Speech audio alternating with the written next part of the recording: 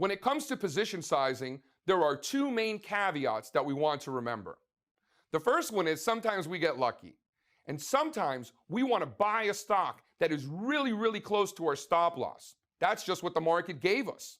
That's a good thing. That's not the problem. The problem is that when you use this math, sometimes the calculation gives us a position size that is just way too big in terms of a percentage of our portfolio. So what I want to make sure that we do is that we predetermine what the max portfolio size is going to be. So in my case, I don't like to risk any more than 20% of the entire portfolio in one position. So I can have 5 positions with 20% of the portfolio in each. That I'm willing to do. But I don't want one stock to represent 80% of my portfolio or 90% of my portfolio, which would be the case if I followed this math and not predetermined that max risk tolerance.